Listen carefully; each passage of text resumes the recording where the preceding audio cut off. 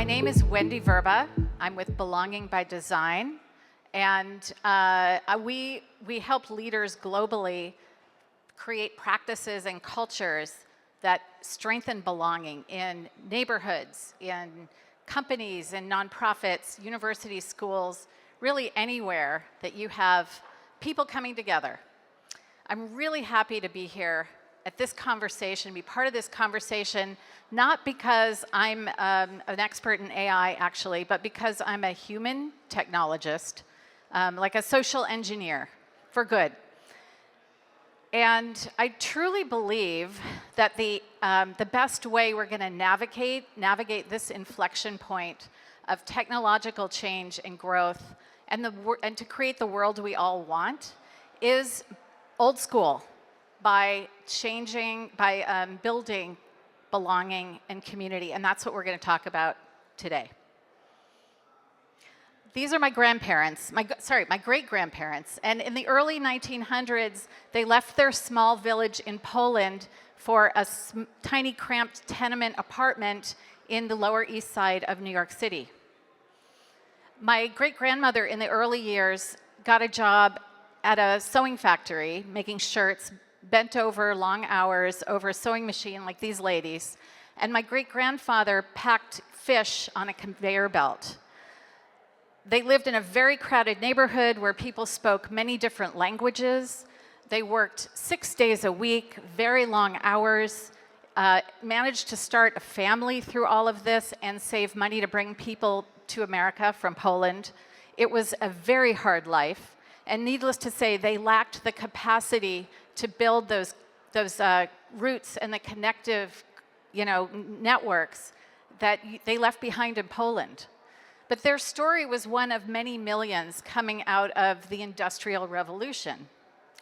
And what I want to say is that the technologists, the innovators of that era weren't setting out to change society or the way people lived. They really were just trying to increase the productivity of making stuff. And they did that. But as we've seen with wave after wave of technology, it results in massive unintended disruption to communal infrastructure, to our social fabric, to mental and emotional wellness. And it's usually things that we don't expect or plan for or mitigate for. Think about how cars and highways changed our neighborhoods and urban design, or how remote work has kind of flattened the relationships we have with our colleagues, or how social media has undermined our social skills and our self-image and our attention spans and our civil discourse, and I'm sure more. I know it's exciting to be here and to think about all the possibilities and potential with AI, and we should be here. And we also need to acknowledge that technology fundamentally shifts human life in ways that we cannot yet imagine until we are well in it or looking backward. And so we need to think about that. And that's why I'm really happy that this conference is happening, because at least we and others like us are working on ways that technology and guiding technology consciously towards positive human outcomes. So that is a good thing, but it worries me. So what do we lose when that social fabric erodes, when we lose our sense of community, which we are? There's data, we know this, we see it all around us. First of all, we lose the basic human potential. People are their best in community, and I see heads nodding, we all know this. When we feel belonging, when we feel that we matter, we show up as our best selves. We're more productive, we're more creative, we're more whatever our special sauce is. That's what we are. On the individual level, that makes us better people, but on the social large-scale level, that makes our society better. Secondly, we are more resilient in community. We can weather hard things together, and there are hard things coming. There are hard things now, and we can't do those things alone. We need to support each other, and we need to be supported.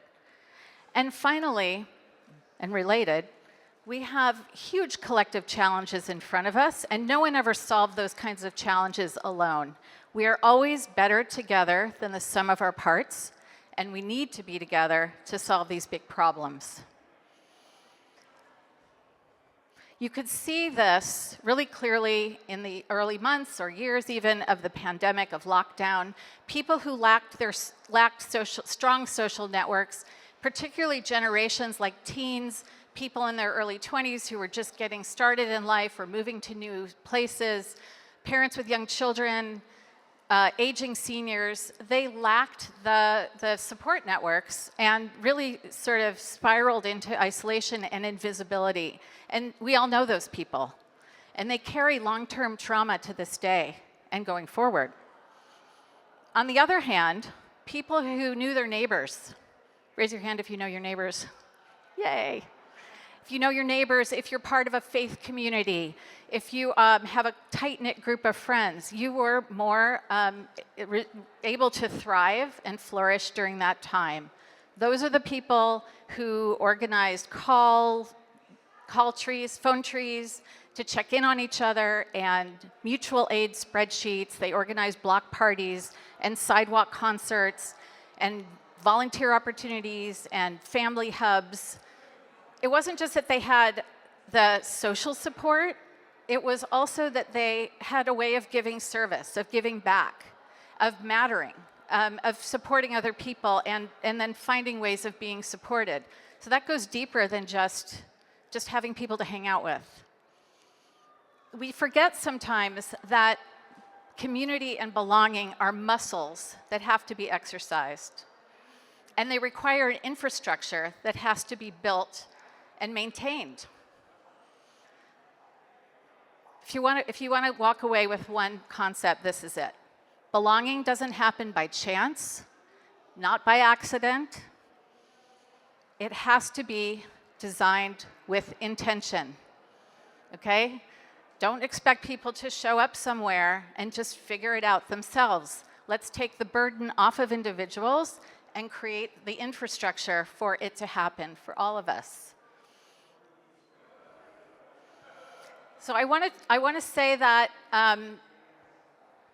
it sounds hard, but it's actually quite easy when you start with small, simple steps, and I'll give you some design concepts you can take with you. But let me tell you a story first. This is not my family, but the first time I started working on social design and belonging, I decided to try it out. I didn't really know what I was doing, and I wanted to see what I could do with my Thanksgiving dinner. So our default Thanksgiving was probably pretty familiar. People sat where they wanted, so the kids would sit at one table, the adults at the other table, and really didn't interact at all, and then we would eat too much, and then we would eat our pie in front of a football game. That was great. I wanted to do something different for our Thanksgiving with 3 families, 3 generations, aged 17 to 75. I wanted people to interact differently, to go deeper with each other across generations, and to tap into their gratitude for each other. So I tried 2 really simple things. One is I assigned seating, which was quite an upheaval. I got a lot of pushback, and I ignored it. So ignore the pushback, lesson number 1. And secondly, I introduced a few questions in between dinner and dessert to kind of get the conversation going. So after we cleared the plates, I handed out paper and pens, and I asked people to jot down their answers to 3 questions. Whoops. One thing you're proud of, one thing you regret, and one thing you appreciate about your child, your grandparent, grandchild. There's no magic in these questions. You can ask lots of different questions. These are the ones we asked. And then we just started sharing, and the results were transformative. First of all, mixing up the seating finally got the people talking across generations, and asking these kinds of questions got people sharing in ways they never would have, with people they'd known all their lives, by the way, and getting to know each other at a different level. Magic. It's truly magic. My son thanked my mom for her patience helping him with his science fair project. My best friend told her daughter for the first time ever how much she admired her courage and her fearlessness and her creativity. And people were crying and people were hugging, and the conversation continued way past the dessert, and we never turned on the football game. This is totally doable. Anybody can do this, but we forget to plan for it. We forget to set a goal of what we want people to experience, and we forget to design for it. And that's why this is so important to do. Another story, another example, but a much harder one. Raise your hand if you have ever been laid off from a job or laid somebody off from a job. Okay, I would say the majority of people in this room, and some of us have done both. This is hard. This is painful stuff. 8 years ago, not that old, 8 years ago, I was managing a team of about 40 people at a nonprofit in San Francisco that had this view. When we got layoffs from above, about a quarter of our team, to all levels, top to bottom. It was devastating news for all of us, and I was losing some of my closest friends, very skilled people, who were very committed to the mission of the organization. The people who remained were terrified this was going to happen to them next and worried about their workload doubling. And then I had to pick up the pieces when it was over and figure out how to get everybody motivated and aligned and working on the next thing. I knew that we had to mark the moment and the emotions from this moment and give space to honor the people leaving and to honor the people staying and to make sure that everyone knew they mattered. So I invited everyone up. I invited everyone up to our rooftop patio at the end of the day. I grabbed a bottle of vodka that somebody had left in the kitchen. I thought that was appropriate. And as the sun was setting and the bay lights came on, because this was when there were bay bridge lights, we passed around that bottle and we shared our thoughts, our emotions, how people were feeling. Of course, there was anger. There was also fear, but there was gratitude and there was affection, and there were good wishes exchanged between colleagues. And at the end of that session, everybody took a big breath together, and we were able to move on and go on with what was to come. It's a really powerful moment. So we all know that layoffs, I already showed this slide, but layoffs are rampant. I just read yesterday that Amazon's CEO notified their employees that there will be massive layoffs because of AI in the next few years. And here's some more predictions to make us all even more nervous. What if we could orchestrate layoffs in a more humane way? Not only to give people their dignity, but also to preserve the morale and the culture of the remaining team. And what if we could create greater social cohesion throughout society and greater sense of belonging throughout society so that we could all weather whatever is coming with our fullest potential, with resilience, and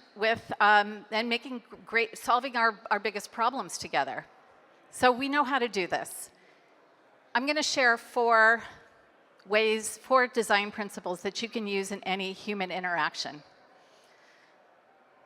One, begin by thinking about goals that prioritize belonging. And by belonging, I think about these things: feeling visible, feeling seen and heard, valued for what is unique about you, part of the whole, sense of ownership and commitment.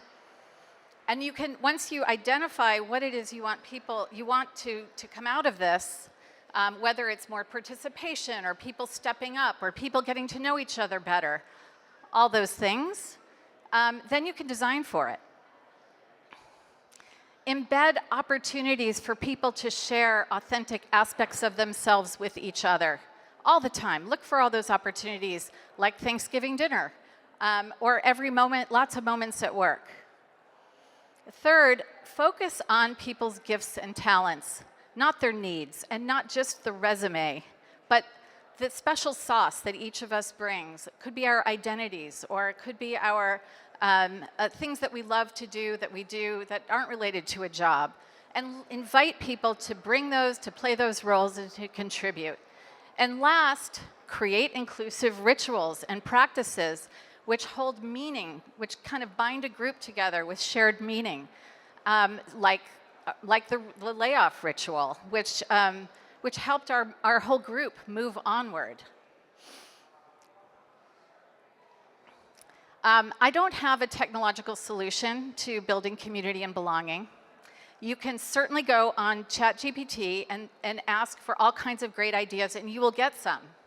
So go for it. However, you are going to you're going to have to get up from behind your computer and go find your friends, your colleagues, your employees, your neighbors, your family, and you're going to have to create those practices and really stick with them together. Thanks for coming. And this is all doable. You can do this, but you got to step away and be with people to do that. Building community is not rocket science. It's not data science either, since we're here. It's ancient technology, and it's time to bring it back. Thank you.